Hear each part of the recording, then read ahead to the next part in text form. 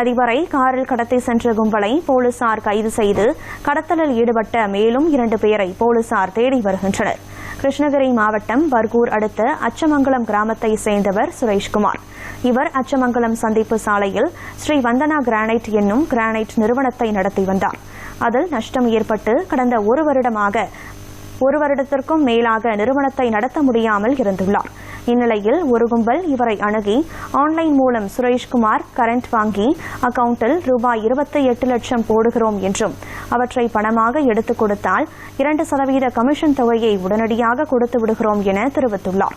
பணத்திற்கு ஆசைப்பட்ட சுரேஷ்குமார் இந்த டீலுக்கு ஒப்புக்கொண்டுள்ளார்.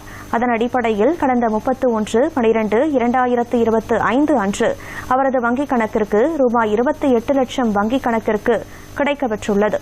இதனையடுத்து வங்கிக்கு சென்று பணத்தை எடுக்க முயன்றபோது ஜிஎஸ்டி சரிவர கட்டப்படாததால் வங்கிக் கணக்கு முடக்கப்பட்டுள்ளது என்றும் சுமார் 6 லட்சத்திற்கும் மேல் பெனால்டி பணத்தை கட்டினால் மட்டுமே வங்கிக் கணக்கை ரிலீஸ் செய்ய முடியும் என வங்கியில் தெரிவித்துள்ளனர்.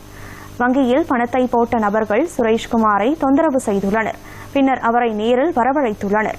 சுரேஷ்குமார் மற்றும் அவரது அத்தை மகன் பாக்யராஜ் இருவரும் 31ஆம் தேதி மாலை பர்கூர் பேருந்து நிலையத்தின் அருகே காத்திருந்தபோது அங்கு வந்த ஒரு பெண் உட்பட 5 பேர் ஸ்கார்பியோ காரில் இவர்கள் இருவரையும் கந்திக்குப்பம் அழைத்து சென்றுள்ளனர்.